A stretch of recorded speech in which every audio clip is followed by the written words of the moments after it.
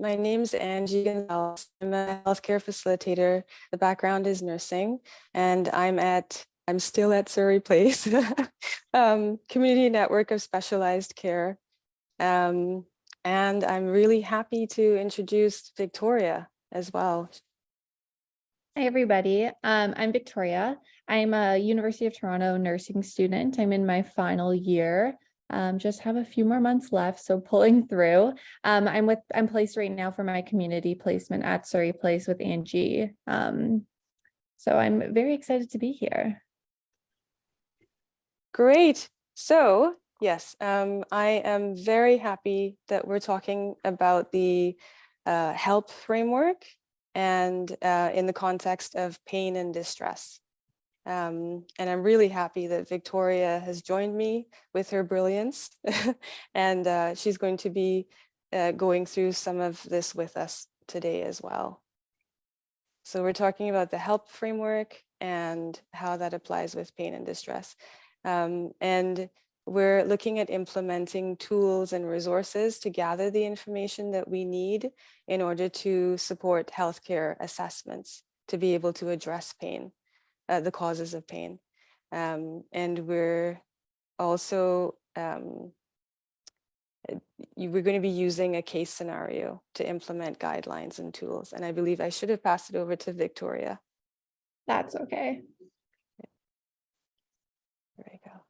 Okay, so to begin, what is pain? So pain is just our body's response warning. It's like a warning signal that something is wrong. And so it is very subjective to everybody. Everybody has their own experience of it. It's multidimensional and it's very variable based on an individual's experience themselves. And so what they teach us is that pain is honestly whatever the person say that it is, and it exists wherever the person says that it does. So we have to trust everyone's words and what they tell us, because there's no actual way to objectively understand it. And so it's really an unpleasant sensory or emotional experience that's associated with actual or potential tissue damage. And it's described in terms of such damage. Angie, if you want to go to the next slide. Yeah. Okay, so I know this slide looks scary, but it's basically for us to understand the pain pathway. And most people here already understand this, that basically one of the ways that we feel pain is if there's an actual tissue damage, source of tissue damage. And that's only one of the ways we feel pain. There are other reasons, there are other internal reasons, there's conditions that may make us feel pain without something actually causing tissue damage. But if you think about the most basic way that something is stimulating the nerves in the skin, and that's the nerve endings that are in the skin, and then it travels, like if you think of our nerves as a highway, and that signal is one of the vehicles. And there's many chemicals involved, but to simplify, it travels on the highway to the brain, where we then receive the pain signals. And we'll get into different types of pain. But basically, our central nervous system is the brain and the spine. And then we have a peripheral nerves that feed into that central nervous system and tell our brain what's going on with our bodies. And so the highway of nerves then innervate all of our organs, including our skin. The message goes through the spine. So you see the medical term spinothalamic tract, but basically it's traveling on the highway to the brain, where areas of the brain then receive that message and perceive pain. If you have questions, also you could maybe either write it down or put it in the chat, and we can try to, there'll be a time after that we can also answer questions. Angie, just one question came up in the chat. Will the PowerPoint be able to be shared with the group? Yes, definitely. Okay, yes, great. Thank you. Share it. Yeah. Thanks, Tammy, because I can't see the chat in this mode. Yeah, no, Jason and I will keep an eye on it, but that was one of the questions that came up. Oh, good, good. Yes, we will share the PowerPoint for sure. Yeah. So for types of pain, we've got, these are some of the types of pain. There's acute pain, chronic, neuropathic, and something called nociceptive. And so acute pain is when you think about there's an injury and the person is feeling an episode of pain that has a beginning and an end. So the beginning is where the injury happened or the condition flared up, and then they're feeling that phase of pain, but it will end as the body heals. As whatever condition is addressed, there's an ending to it. So that's acute pain. Whereas with chronic pain, that's when, for example, something may not be addressed and then continues to happen for several months and several weeks, several months, and then the person, or forever, for years, because it's part of the condition that the person has chronic pain. So some conditions come with chronic pain, or unaddressed pain can then become chronic pain, and that's long-term pain. And then there's neuropathic pain, which can be a subcategory of acute or chronic pain. And that is a type of pain that is caused neurologically. So it's a type of pain where there's some nerve damage, for example, or nerve inflammation, where the nerves are inflamed. So for example, when we use our computers a lot and we're using the mouse, people have heard of carpal tunnel syndrome. That's an example of where the nerve is affected, the nerve in our arm that goes from our spine down our arm to our hand and innervates movement in our hand. That nerve, because we're using it so much, we're injuring the wrist, then it can become inflamed. And that's a source of neuropathic type pain. And the treatment would be different. Drugs that are targeting nerve pain. And then nociceptive is, for example, if someone gets a cut, or for whenever we do a finger poke for diabetes and we're using a glucometer and we do that finger poke, that's a source of where the nerve endings are stimulated by something that causes injury or pain.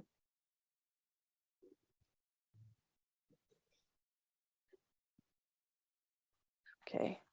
So when we are assessing for pain, the most common way to think about it is OPQRST, and that goes in the alphabetical order. So that's an easy way to remember it.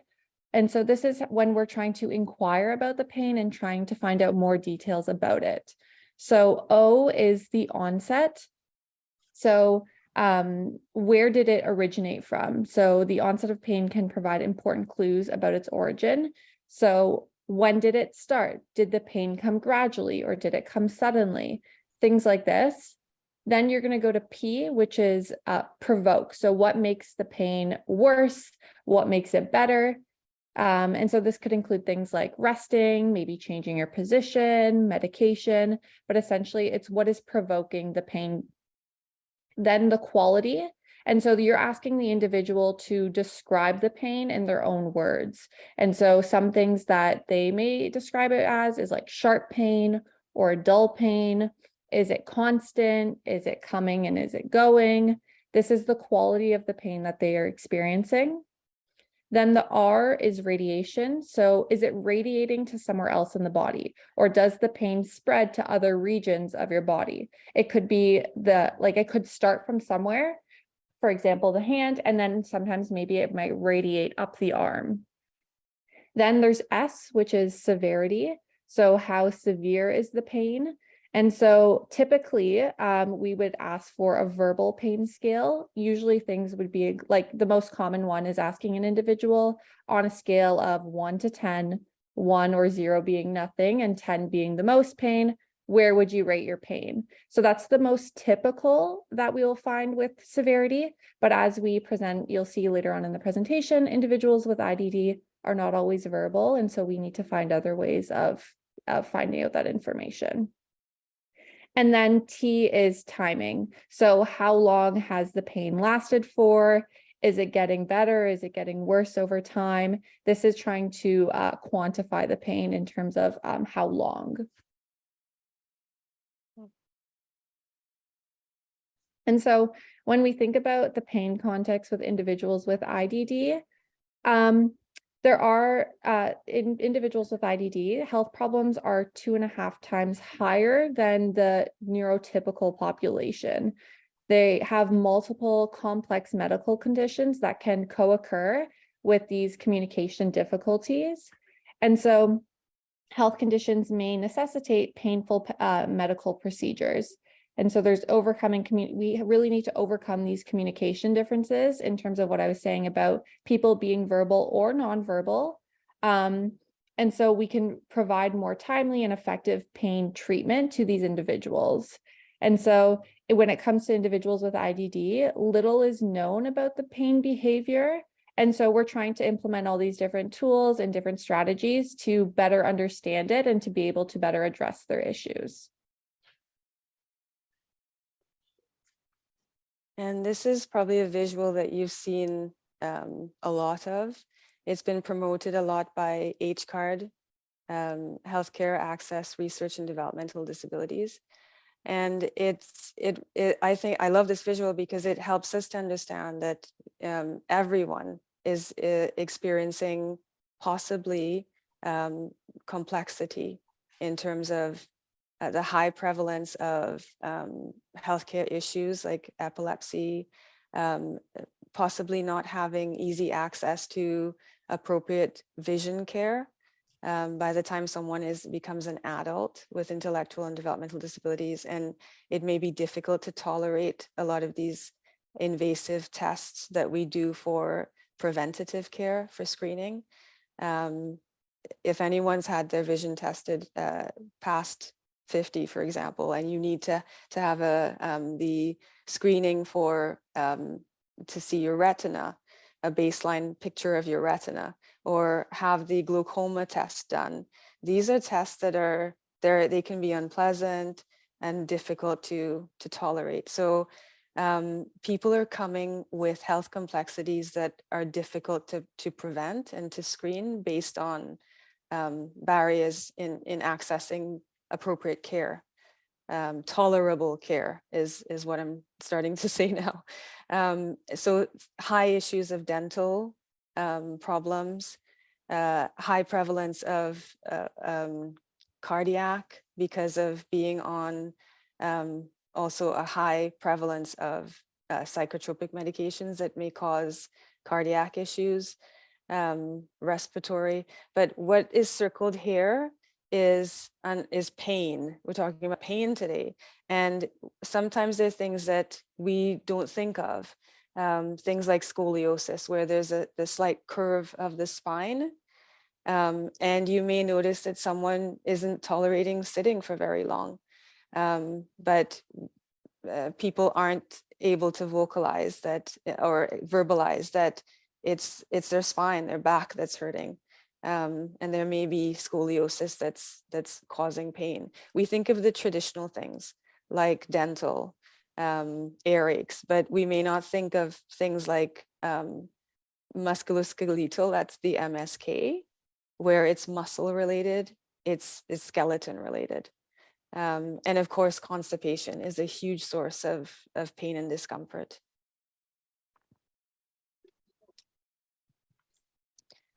So chronic pain in research is shown to be quite a significant problem for people with intellectual and developmental disabilities. And this is taken, for example, from one of the research articles. This is Walsh et al., and that's 2011. And it talks about how chronic pain can be affecting people with ID for many years and unaddressed, and then cause limitations in what we're seeing in people's daily functioning and emotional well-being and quality of life, of course.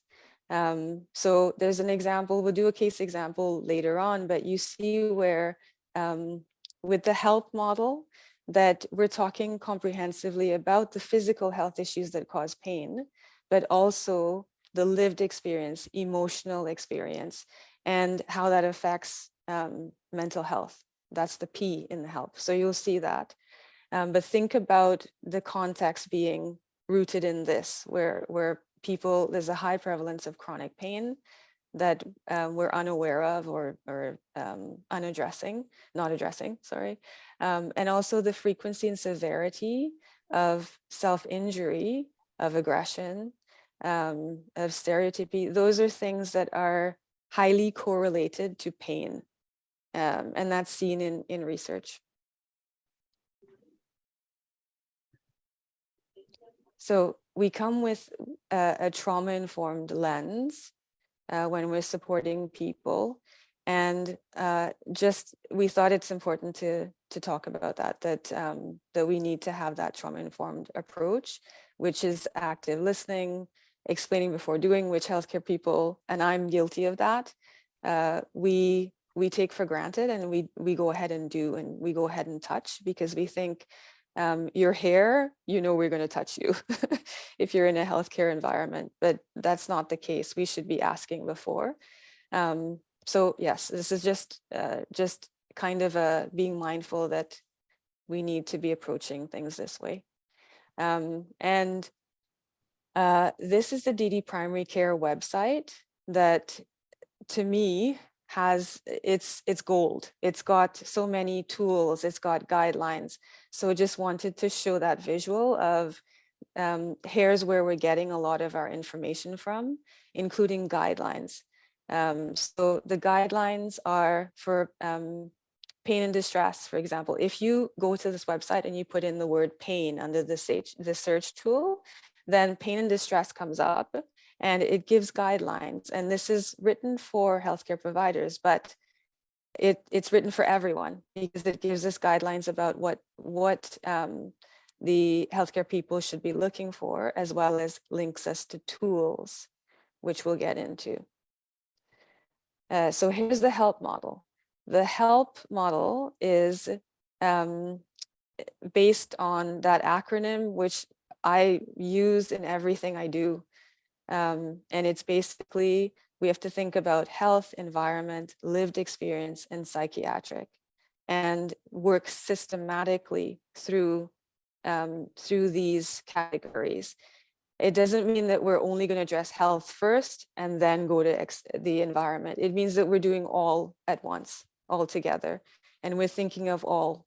But what happens often is that we jump to psychiatric, and we tend to think about, we focus on the behaviors. What are the function of the behaviors? How does that work with presenting psychiatrically, with anxiety, for example, or other psychiatric conditions? And often we have diagnoses that say the person has a psychiatric condition. So when we see a certain presentation of, for example, agitation, aggression, we're thinking psychiatric when we really should be thinking everything. And that's what the H.E.L.P model promotes for healthcare providers and for everyone to be mindful of.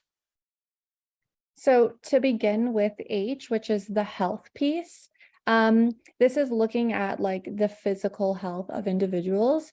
And so people with IDD, they vary in their capacity to be able to communicate these things. Sometimes individuals are verbal, sometimes they are nonverbal.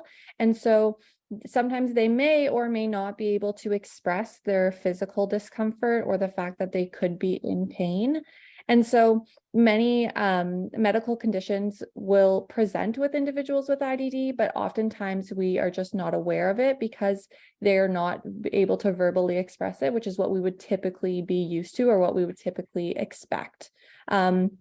So with IDD, many individuals who have medical conditions, they present atypically. So it's not the way in which you would necessarily expect. Like Angie said, they may present with like agitation or aggression, and that's not necessarily the psychiatric issue, but it could be an underlying medical health condition that we're not like addressing in that moment. And so it is really important that as like healthcare providers or even individuals that are just have close relations with these individuals with IDD, that you're able to perform complete like head to toe assessments. You really want to see all of their systems in the body. You want to do a physical examination. And then honestly, you just want to do this so that you're able to provide interventions to determine whether or not if you can address these medical conditions and if that is the root cause of what is causing their behavior issues or any symptoms that they would present with. And so really you're just trying to determine whether the emotional distress and if these concerning behaviors are related to a medical condition or pain. And so that's really what the H is focusing on. Yes. So these guidelines are written for the healthcare providers to follow, but like I said, we can all support that. So it's knowing that we can promote this with the healthcare provider to this is the tool on the right side that shows what the healthcare provider should also be looking into and asking about.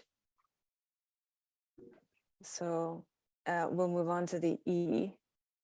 So E is like the individual's environment and supports around them. So simultaneously, while people are presenting, we are considering the H, which is health, but we also need to consider their environment that they're in. And so individuals with IDD tend to be much more dependent on their environments for safety and security, meaning and quality of life. And so if there's a mismatch between the person's unique developmental needs or their support, the services that are provided to them, if there's a mismatch in terms of what they need and what is actually being provided, there could be a change in behavior. This could be a trigger for the individual. It can result in like challenging things. And so it could often is their behavior, like we have constantly been bringing up this idea of agitation or aggression. And so we really need to enable the environment to meet the unique needs of the individual with IDD. So that way we can diminish that emotional distress and eliminate any of this concerning behavior that could be causing them to present this particular way. And so as our job or as our role, we really need to be able to identify and address the individual with IDD. We need to understand their needs and put that first. It needs to be at the highest priority. This could come from input from other sectors or other individuals, including like the occupational therapists, speech language pathologists, behavior therapists. And really you're working as an interprofessional team because everyone brings something different to the table. Everybody is specialized in different things. So what I know may not be the same as what somebody else knows, but if we work together as a team, the more knowledge, the better, right? And so some individuals with IDD conditions such as autism are associated with very specific needs, and they're not going to be able to tolerate different things in their environment, such as like loud noises. So because they're presenting a certain way, you might think that it's something else, but simply quieting it down, the behavior can go away. Yeah. And we see this as an added layer over someone experiencing pain. So someone experiencing pain is then also put in an environment where it's not helping them to tolerate the pain level. And any one of us, if we're feeling pain, we're more irritable. we're more aggressive. And then add the layer of not being able to tolerate certain noises or heat.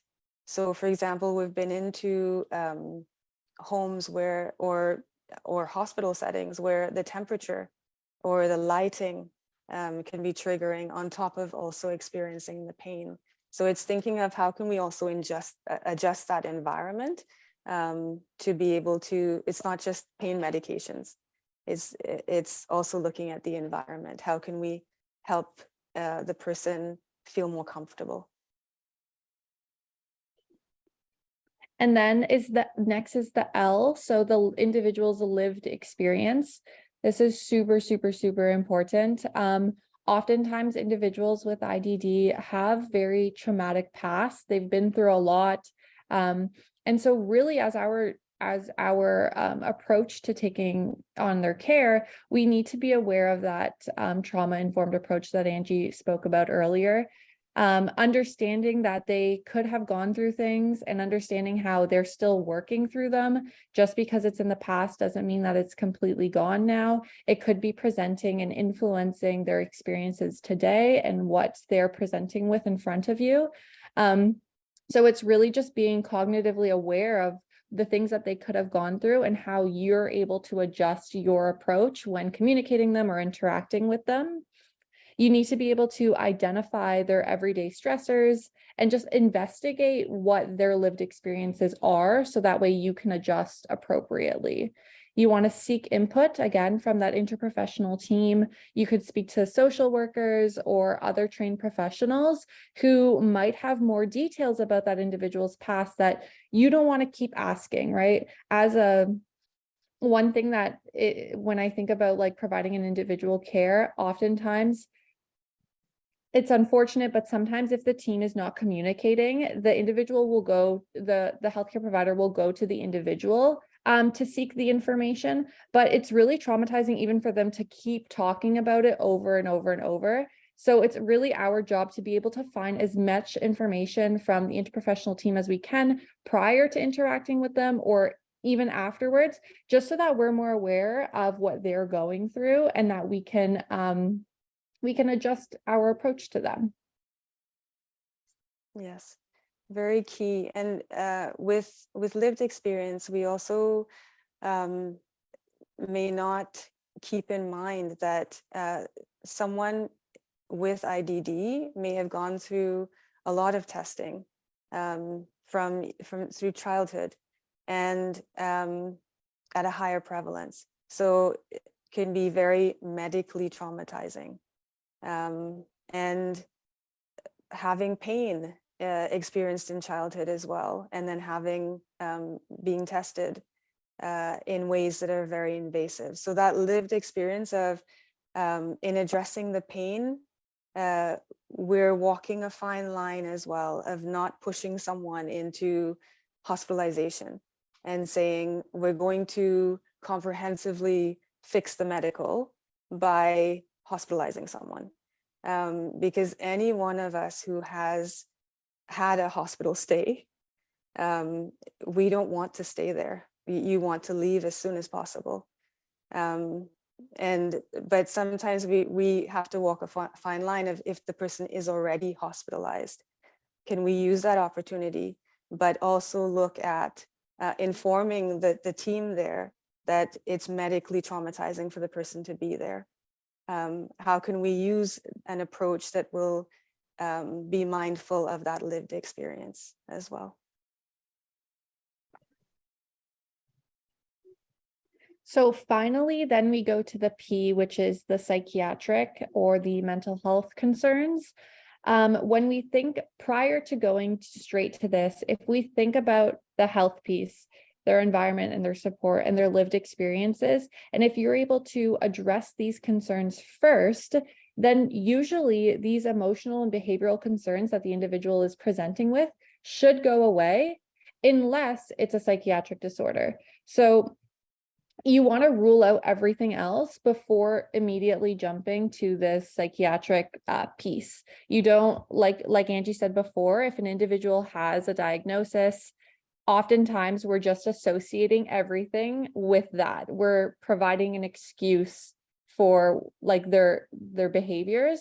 But really oftentimes, like more often than not, it's not that psychiatric piece. It will be something related to their health or their environment or their lived experience, because these are all triggers and they all affect an individual's experience of pain. And so if we're able to address those first, the behaviors or the concerns that the individual is presenting with, like I said, should go away unless it is that psychiatric piece. So it's kind of like an exclusionary approach, I want to say. And so you need to assess the individual's emotional and their behavioral concerns and determine any changes from their baseline.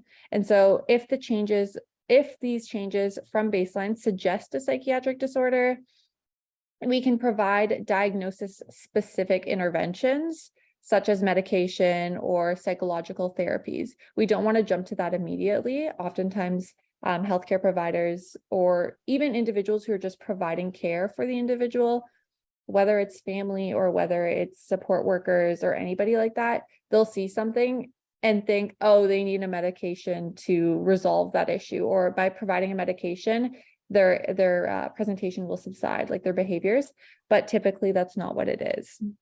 And so if you are still concerned at this point, after you've applied all those other approaches and nothing has worked, if you're still considering that it is a psychiatric thing, then if they don't have a diagnosis already, you can make referrals to developmental disability specialist services or psychiatrists, things like this, and other resources.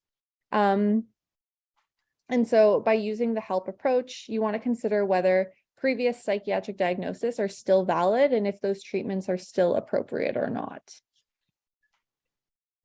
Yeah, and in that reassessing at this point in time for the person, how do they see him in terms of mood, and what information can we be gathering to offer the healthcare providers? The tool also helps in us thinking of, have there been changes in the person's the physical health piece, as Victoria was saying, but then also look at what is sleep like, what are some of the things that might indicate the person's mood is being affected, especially if the person is in a lot of pain and possibly chronic pain. The person's mood may also be declining, and we do need psychiatric intervention at that point if there's a significant risk.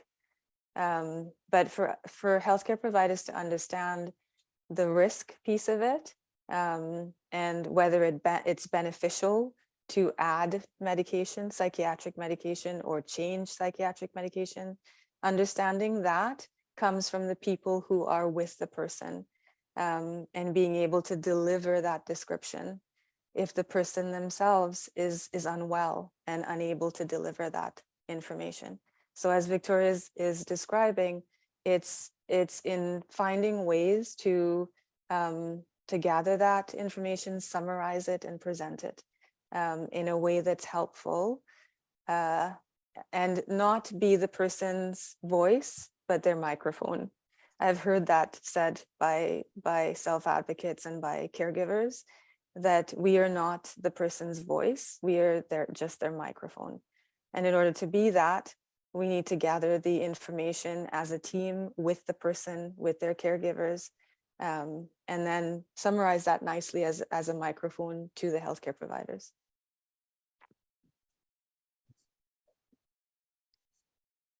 So there are tools to help us do that. Yeah, so like I mentioned before, with individuals who are verbal, the typical way of gathering information about their pain often is like that 0 to 10 scale that I was mentioning. 0 for no pain, 10 for like the highest amount of pain you could think about. But individuals with IDD oftentimes are nonverbal, or they just use different ways of expressing themselves, right? So these are two different non-communicating tools that we can use as individuals, as either healthcare providers or support workers, caregivers, anybody who is supporting this individual. This is just one way that we can gather some data. So on the left-hand side, it's the chronic pain scale for nonverbal adults with intellectual disabilities. And essentially you can see there's 24 categories that they are looking at. And as the provider, as a support person, you're categorizing it on a 0 to 3 scale. 0 would mean that the individual doesn't have this at all. 1 is just a little bit, 2 fairly often, 3 very often, or NA as not applicable. And so it's an observation tool. You're observing the client. You don't actually need to gather the information from them verbally, but based on your own observations. So it can be a little bit subjective, but it is based on your own observations and what you're seeing the individual present with. You would go through each of the categories and essentially rank them from 0 to 3 or not applicable. And then at the very end, you get a subtotal and you create a total. And so through that total, it'll be able to provide an idea of how much pain this individual is in. Ideally, the higher the number, the greater the pain they're in, the lower the number, the least pain that they're in. And so it's a validated tool, meaning that there's been plenty of research done on it. It's been implemented in lots of trials. And what they've found is that a score of 10 or greater means that there's a 94% chance that the person does have pain. And then a score of 9 or lower means that there's an 87% chance that the person does not have pain. So it is very, the validation is very high, as we can tell. So it is a really good tool to be able to implement. And then similarly on the right-hand side, almost the same, slightly small variation. It's a non-communicating adult pain checklist. Same idea, you're going through those categories of their vocal reaction, their emotional reaction, their facial expression, their body language, their protective reaction, and you're categorizing it again. 0 to 3, meaning not at all, just a little, fairly often, or very often. At the bottom, you're going to get a total, and it will give you a total out of 51, as it says at the bottom, and then a greater score means greater pain, lower score, lower pain. So it just gives the individuals around the client an idea of what the person is going through and what they may be experiencing, although they can't verbally express it to us. And then these are just some more different types of tools. There's hundreds of tools out there that can be used. We just find that these are typically the best ones to use with clients with IDD because they're more applicable to that population. On the left-hand side, there's a pain assessment tool, which is kind of interesting because this can be applied for individuals who are verbal or nonverbal. It is observatory, but they can help you gather that data themselves, right? So gathering, some individuals may not know that 0 to 10 scale. So on the left, it associates the number with an image, like a facial expression. And so you could be asking the client, where does it hurt? And they're able to point on the photo, where on the body, or they could point on themselves, whatever is easier for them, where on the body it's hurting. And then you're asking them, how bad does it hurt? Or you're trying to get that severity piece, which is the S. And so instead of using numbers, if they understand numbers, you can use it. But if not, they can point to the faces. So 0, which would be no pain, shows a happy face, whereas 10, which is a lot of pain, shows like a really sad crying face. So if the client is unable to give you a numerical description, they could point to the faces to demonstrate what they're feeling. And what's really beneficial about that is that healthcare providers are very used to this numerical rating. So as a caregiver or somebody in the client's circle of care, if they're expressing to you that they are this pink face, which is like sad or like moderate pain, that transcribes to a 6. So if you are sharing this data and sharing it with the team who will be able to provide interventions to address their pain, you can provide them a numerical number that transcribes to what the client showed you that they were feeling or what they were expressing. So it's a really good tool for everybody to use because it transcribes both ways. And then just the two on the right, again, they're very similar, slight modifications in terms of being observatory, but you can also gather data verbally or non-verbally. It's a bit of both. They all have instructions on how to use them. Most of them are very user-friendly. It's just a matter of gathering that data and being able to communicate it with other people so that they're able to provide interventions to help relieve that client's pain. So Victoria, could I just ask a quick question? Yeah. Around the middle one, just because I see the center column is more around baseline, right? And then the other section shows when distressed.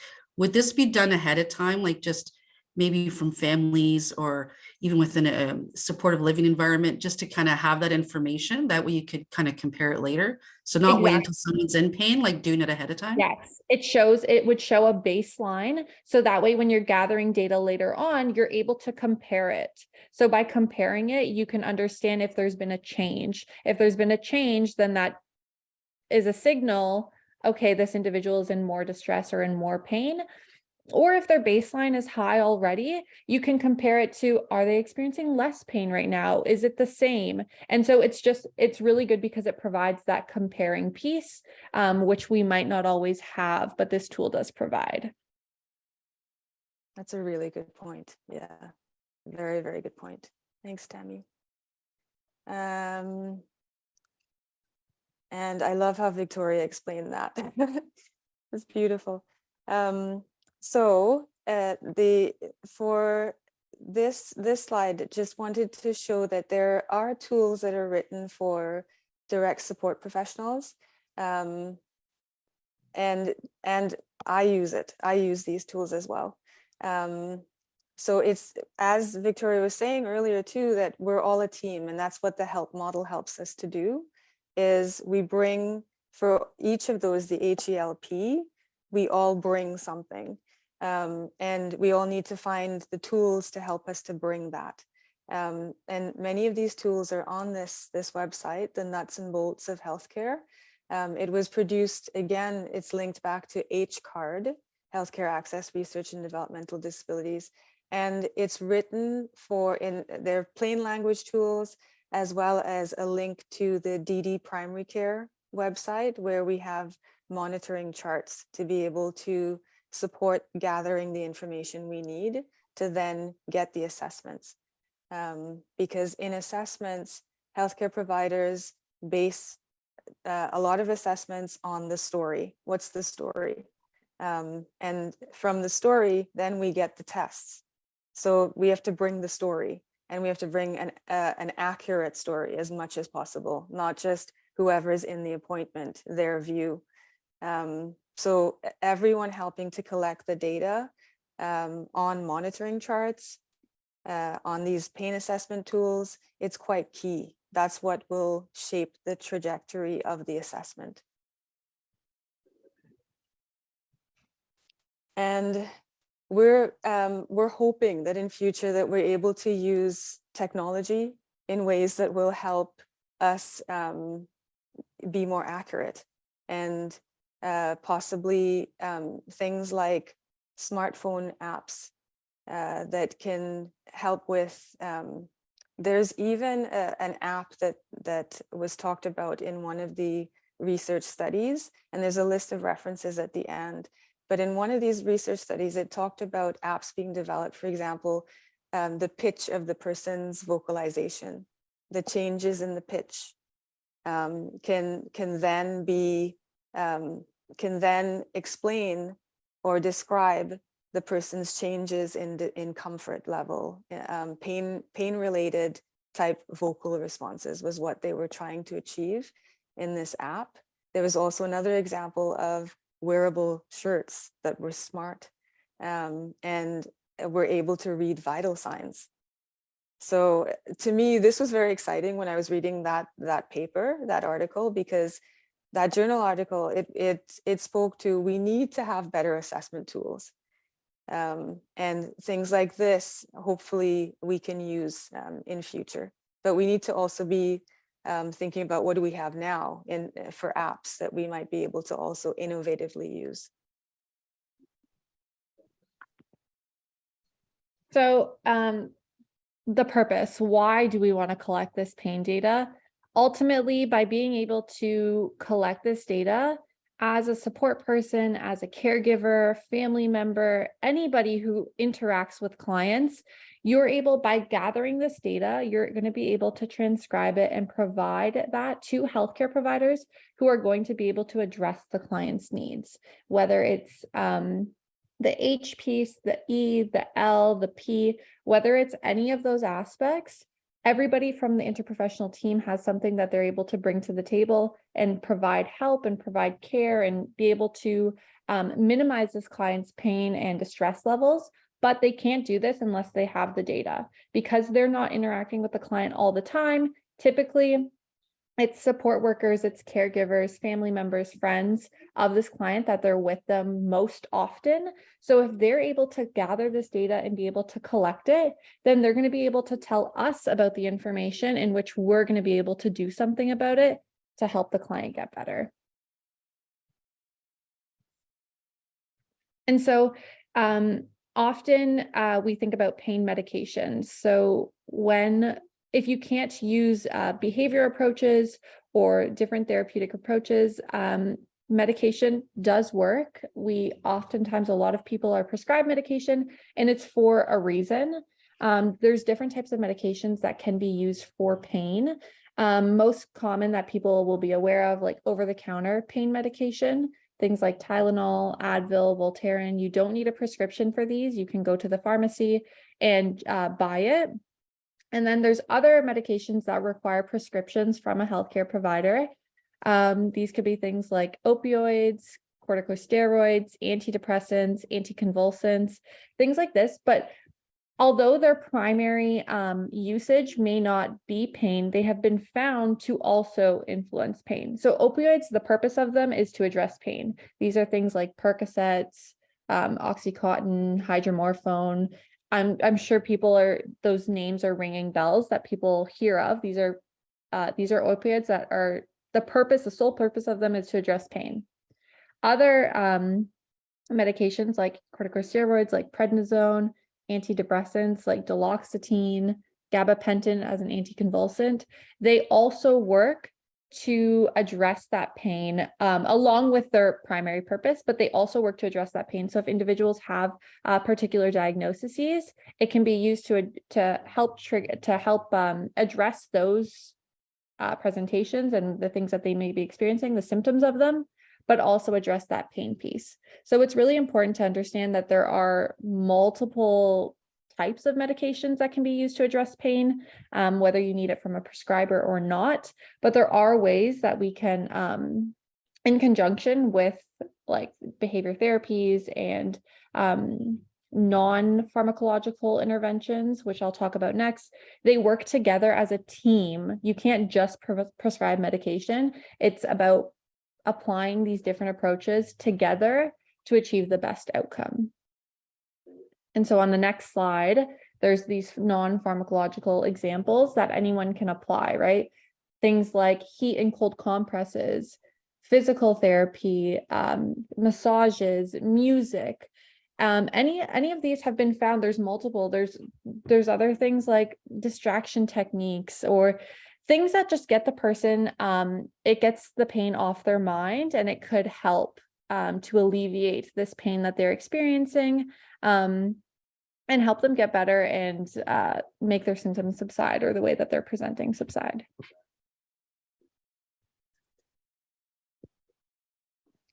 Okay, so we've got the case section. We would like to talk about, we'll start with maybe a case sort of section, and then hopefully we have time to hear from the community if there are any other types of presentations that you're wondering about, if there are situations, not identifying, but if there's situations you have questions about. So let's start with Atifa. and this is made up. It's not a real case, but I think many people probably would think, oh, I know Atifa. So she's 43 years old. She is usually very affectionate. She loves music, nature. She lives in a supported living, urban type setting. Her mother is her substitute decision maker. But we're thinking of that with an intellectual and developmental disabilities. I'm starting to say instead of substitute, even though the law says that, in my brain, I say supported decision making. And the diagnoses, the developmental disability is in the moderate range. She's got diabetes type 2. So the diabetes was later on in life. She's got reflux, she's got arthritis, osteoporosis, and a diagnosis of schizophrenia. During the pandemic, she wasn't able to access sleep dentistry. So during the pandemic, we know that many dental clinics were mandated to only provide urgent care. So if it was non-urgent care needing an operating room or general anesthesia, they weren't able to provide that. And so she hasn't had dental care through the pandemic. And for medication, she's on 2 antipsychotic medications, olanzapine and quetiapine. She's also on a benzo anti-anxiety type medication, clonazepam. And for diabetes, she's taking a pill form medication, metformin, and for her reflux, pantoprazole. Now, what's happening is that she's starting to have increasing episodes of feeling agitated and irritable. So she's having outbursts, and she's got decreasing appetite, and she's also declining to return to her day program activities. So that's the situation that's happening, and noting that it hasn't been a baseline. There's something new that's happening, and it's increasing. It's escalating. So I'm wondering if people have any clarifying questions they'd like to ask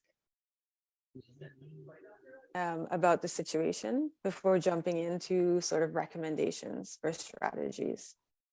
Do people have questions? I'm just wondering who typically would accompany her to her medical appointments? Would it be, if she's living in urban supported living, would it be the home staff, or would it be mom, or both? Yes, very good question. So most of the time it is the direct support professionals that are going with her, and then they'll inform the mom. Sometimes mom is able to come.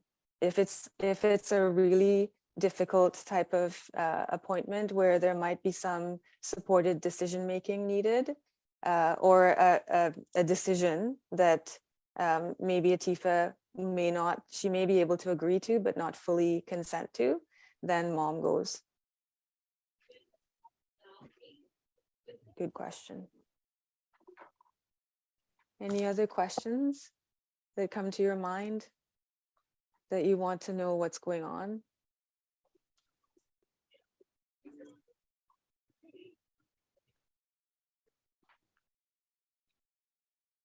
And don't be shy. I can't see the chat. But if you're shy and you want to just put it in the chat, then please go ahead. We've got a couple of things in the chat here.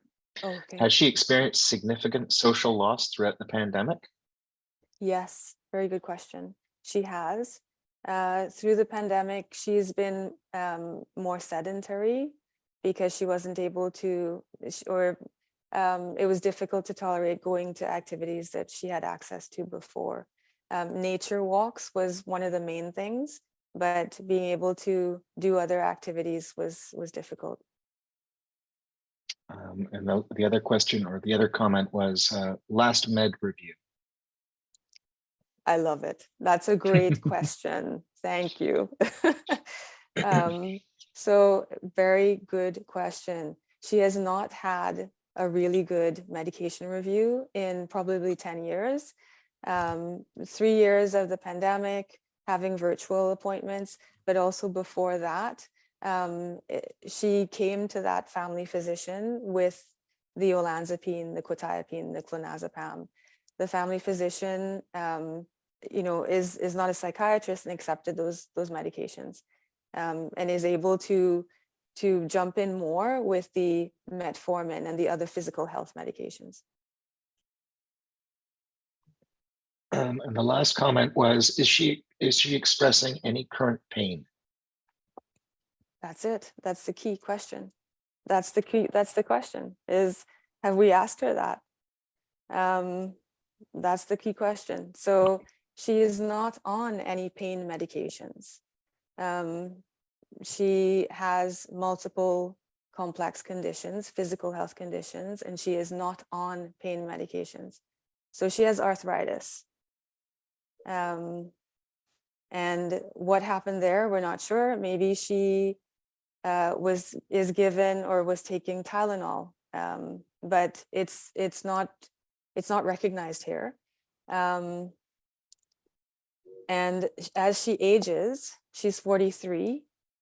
She's approaching the age of 45, which is key in research for people with intellectual and developmental disabilities, that we see from 45 onwards, people can present at levels that are possibly more frail than sort of general population type research.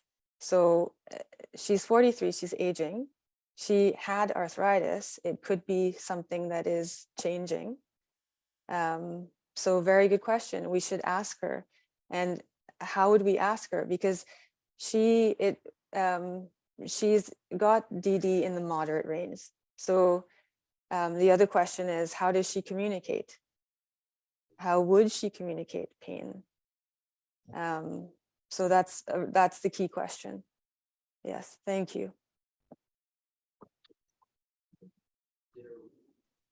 Any other thoughts or questions?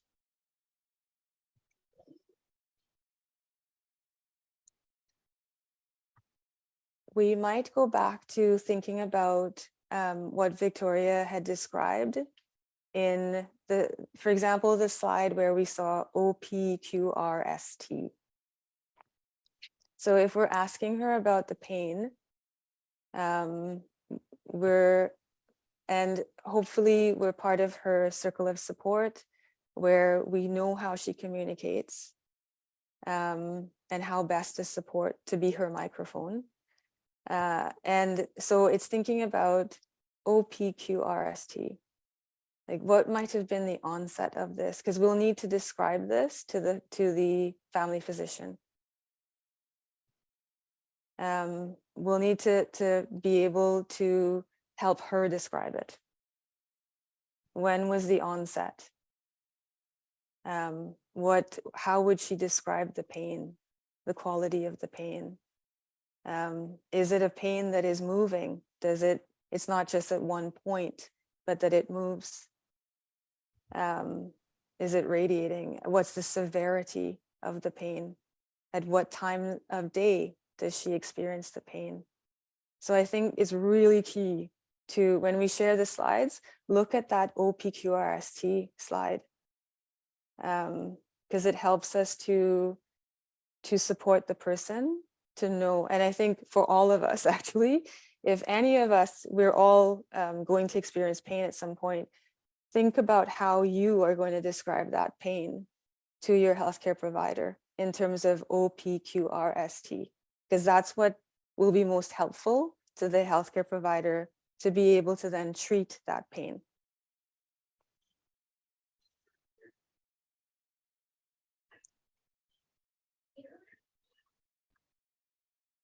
The other thing we want to think about is, if we're going to ask about what type of pain might she be having. So the slide that we talked about, types of pain, it's sudden.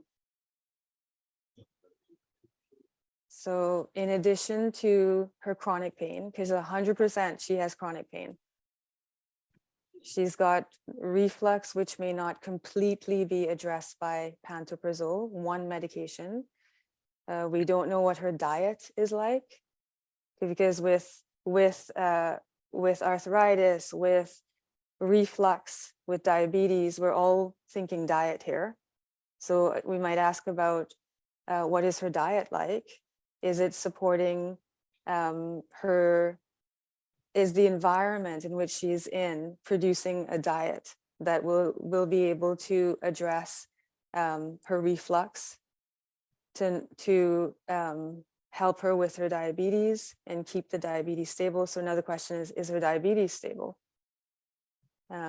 Because with diabetes, there's a type of pain that we could be feeling with diabetes. So if we're thinking of the types of pain, there's chronic pain, where she may be having neuropathic pain related to diabetes. So with diabetes, depending on how it's controlled, even if you control it really well, you may have neuropathic pain, neuropathy, for example, in the feet. So you've heard where people with diabetes have to be careful with their feet.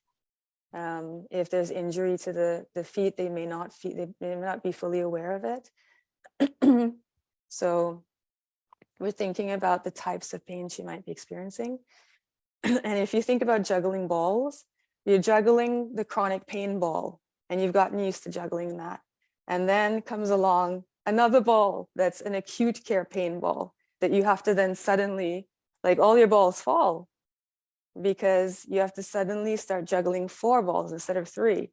And that, if you think about that, that could be why someone then goes into these outbursts, and someone's very agitated and irritable. And then it affects the mood, the ball that the person's juggling, that is the mood ball. If she truly does have schizophrenia, then that can tip the scale as well in terms of the mood and being able to manage the chronic mental health condition. Angie, I'm just wondering, seeing as, there's so many plans that we see, right? There's in someone's binder, basically, especially if they're living in a group home. So there might be a seizure protocol plan. There might be a BT plan. There's an OT plan. I haven't really seen any chronic pain plans.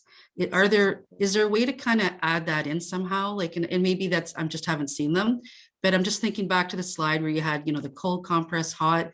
Obviously, those things would be very specific to the individual, how long they could tolerate it and when they would need it. Are those type of tools available, like to provide, or would that be something even home and community care could provide in terms of that type of support? Awesome. Like, so Tammy, you always hit on areas where there are gaps and we could do better. Like and then brilliant ideas. Because to be honest with you, and Victoria, tell me as well, I have never seen a pain action plan. You're right. We've seen seizure action plans. We've seen diabetes care plans. There may be a pain management plan that the healthcare provider might offer. But often I think it falls to a prescription as the pain management plan. Just like with constipation, sometimes we only have a prescription that says, if the person doesn't have a bowel movement in 3 days, give this. So it's similar with pain. And I think you're right. We should have something that looks like a seizure action plan in place for complex pain. I've seen that with palliative care done really, really well, where there's a beautiful care plan all about the pain for palliative care. But we could be doing that for any kind of situation with pain that is multiple sources of pain, and it's a complex situation. Yeah, I kind of wanted to add to that.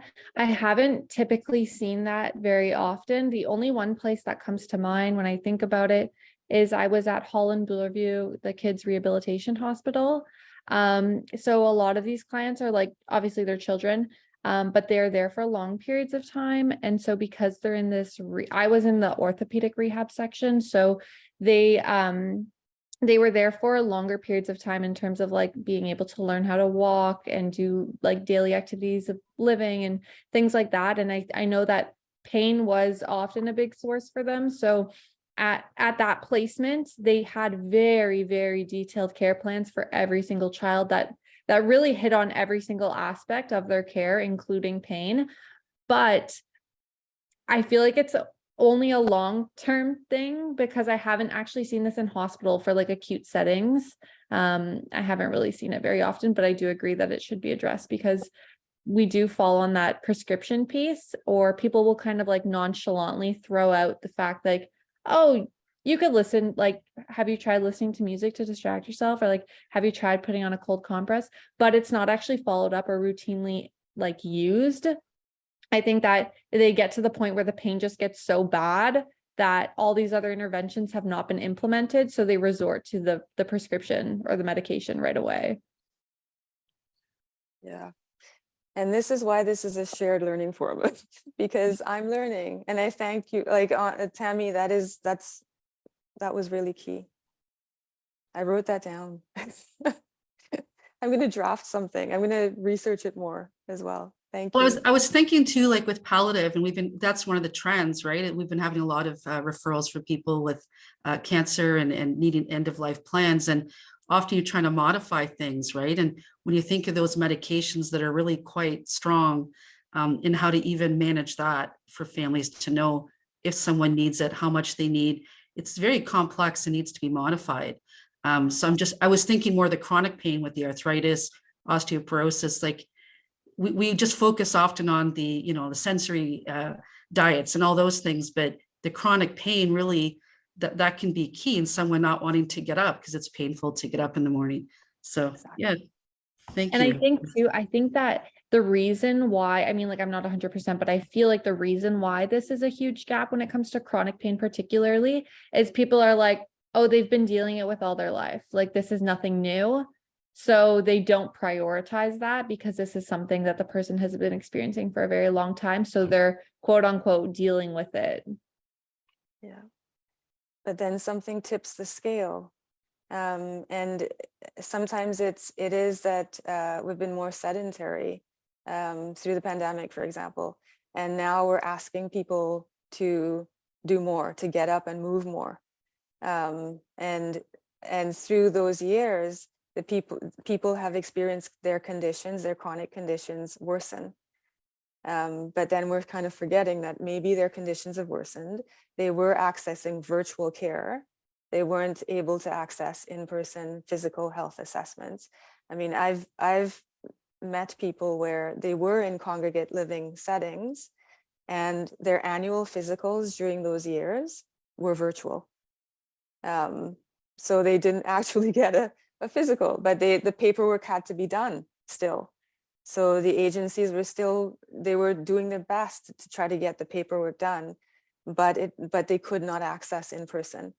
So if you think about people, all of us, we experience a different type of life, and now we're being asked to do different things.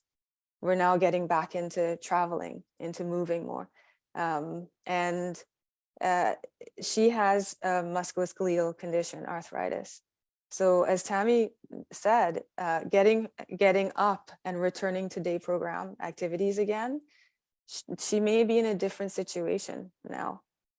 And she may need a reassessment of the medications, which was the first question. One of the questions was, do we need to reassess? Maybe before she was able to control the arthritis using non-pharmacological, using other therapies that weren't drug based, but maybe now she may need something short term for the arthritis, something long term, we're not sure, but it could be something like a corticosteroid to stabilize first. So she needs that reassessment. She needs to be reassessed and possibly go to a specialist, like a rheumatologist. The other thing was the dental. So it was hinted that many people who needed sleep dentistry to be able to tolerate having a dental assessment, they weren't able to get it. So it's been years now, and we don't know how her oral health is at this point. Many of those drugs, like the quetiapine, the olanzapine, they could be causing, the clonazepam, they could be causing dry mouth. And that then puts the person at higher risk for dental issues. So there are many things. I mean, it's something we see commonly. We see a TIFA in many situations. Any other thoughts or questions? Hey, Angie, it's Maureen from RENA. Hi, Maureen. Hi, Angie. So taking it a little bit broader and away from this specific scenario, we are finding a lot of challenges with working with physicians who have not yet gone back to in-person appointments, and in particular aren't doing annual physicals the way they used to. And while our staff are amazing at recognizing where someone is acting differently and that it could be about pain, we don't have the same kinds of relationships and exposure to physicians that we had pre-pandemic. And it's a lot for staff to take on, to be really as aware as possible of any kind of change that could be indicative of pain. Any advice around that, and or do you forecast that this is the way it's going to be ongoing, that physicians will not necessarily see people in person continuing? Yes, that's a really good point, really good question. So the College of Physicians of Ontario, CPSO, they are now changing the mandate. So during the pandemic, physicians were given a very open mandate to make everything virtual. You're right. And then now that's changed. So the CPSO, College of Physicians, is now saying that physicians have to have at least one in-person visit, depending on if a person is like a specialized provider or a general practitioner. They have to have in-person visits. So at least once a year. And I know, for example, at Surrey Place, the mandate has changed that even the first visit, if it's a new client, the first visit should be in person, an in-person visit. And so it's a mixed bag, because some people are saying they liked the virtual. It opened up accessibility to specialists that they couldn't access before as fast, as quickly. And some people are saying, for the first visit, why are you forcing us to come in? We're just talking, we're just telling our story. So I think you're right, Maureen, we're in a time where we don't know where this is going. That it's going to be still virtual for some of the appointments. But there is room to advocate more for having an in-person visit. And I think what needs to be provided to be able to say to the triaging person, if it's a front desk, a medical secretary, sometimes there might be in a community health center or family health team, there's a nurse that can help triage something if the front desk isn't comfortable with it.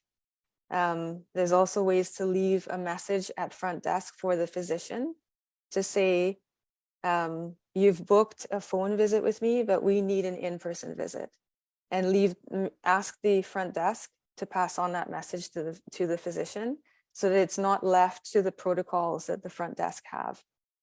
The people at the front facing the public, they have these protocols, but there are ways to get through them if you can get to the physician by saying to the person, I'd like to also leave a message that you can alert the physician. We need an in-person visit and give the reasons. That's I think very helpful. I guess we need to be a little more assertive and specific about our needs moving forward then, now that things are turning around, because I think we've made assumptions and we've accepted things, because when COVID was really prevalent, we just accepted that this is how things were going to be. But I guess we need to work a little bit differently and maybe push back a little bit to get more in-person support. Yes, yes. And I think you'll be seeing that with the upcoming visits, they should be more open to in-person, because it's now changed in the CPSO mandate that there needs to be at least one in-person visit. If I'm not mistaken, it may have changed again, but for the year, a physician can no longer have a whole year of just virtual. They need to have some in-person visits. I kind of Good. just wanted to Thanks. chime in on that as well. In terms of like the transition period of going from virtual to in-person, I think that this really goes back to the fact that in virtual, obviously the physician cannot gather as much information. They can't physically see the client in person, and like they're not seeing, like you only see this much of me right now. You don't see the rest of my body. So I don't know how a physician would gather information on that. So I think that as we transition and as we're waiting for those in-person visits, really, really, really, really important to go back to those pain tools that we brought up, because anybody who is more like in close proximity to the client themselves can gather that information, to transcribe it and provide that information to the physician verbally over in-person visits, because they're not going to be able to see it or assess it themselves. They need that information from somebody else. They need to rely on it. So if we're able to use those pain tools and gather as much information about the pain as possible, especially if we're able to relate it back to their baseline, I think that this would be really key in getting that help while we're in that transition phase. And sorry, just to add to that, Maureen, I don't know if this will be helpful too, but I know one agency that I've worked with, their policy is to fax in any of those requests, because sometimes they noticed if it went to the front reception, it wouldn't reach the doctor, they wouldn't get a response. But if it's faxed, they have to. So if you're able even to put some of the information Victoria said, just outlining what the issue is with all that information, you may get a quicker response, or at least maybe an in-person. But the faxing just seemed to be much more effective in getting a response from the GP. That's a really good suggestion. And we have used faxing before to communicate with doctors around updating PRN guidelines, or someone who's been hospitalized to let them know. So that's a very good suggestion. I know it sounds old-fashioned to many people here, but a lot of our doctors prefer the fax. Yes. Yeah, that is a really good suggestion, a really good point. I take it for granted about the faxing, because that exactly, Tammy, that is how I would reach the physician, is to fax in a summary. And they don't remember, people aren't reading more than, say, a paragraph sometimes before they think, is this something I'm going to agree to?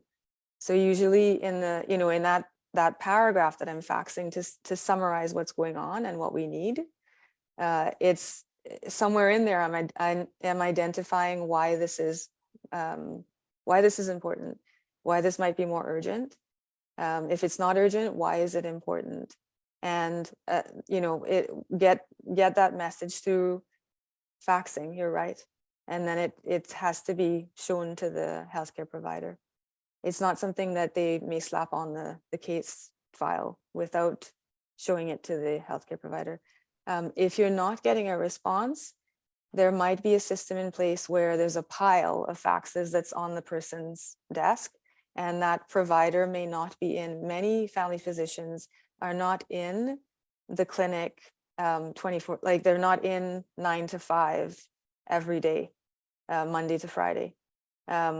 You'll find a lot of physicians, they're practicing over full-time capacity in multiple locations. So we're thinking, we're faxing the office, the doctor should get it like that day or the next day, but that doctor might not be there, might only be there 3 days a week in that clinic. And of those 3 days a week, often a physician may be working an afternoon to try to accommodate people on a later day. So we've got to think about all these things. And if it is something that you're not getting a response to, or that you can ask the front desk, what is the best way to reach this provider quickly, because this is what we need. Would you like me to fax something in? So it makes it easier, your job easier to talk to the physician about why we want this question dealt with. Those are things for sure. Yeah. And it takes time. That's the other issue. That would take time on our part as well, which can be difficult too. Yeah. I'm just thinking of the time, Angie. It's I think we have a minute left.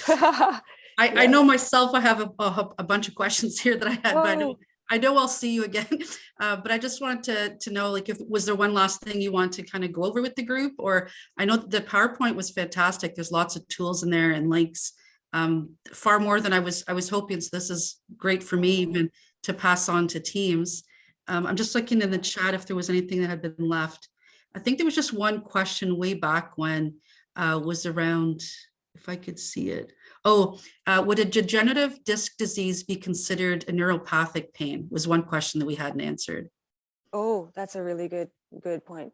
So that could be multiple sources of pain, because with degenerative disc, you can have other issues happening, not just that specific issue. It can cause other issues then. So it could cause muscle issues. So it's multiple sources of pain. It would be acute type of pain that could go away if it's treated. It could be a chronic source of pain because it's been acute for a while and became chronic. It can cause nerve issues. So yes, it can be neuropathic, where if it's impinging on nerves, it's going to cause neuropathic pain. Yeah. Great. Thank you. Thank you, Team Victoria. That was amazing. It's a huge issue I see as a trend, and that's why I thought it'd be great for you to do one of the sessions, just because it comes up frequently, and as our population's aging, right? And there's so many things that come up that are complex. So thank you.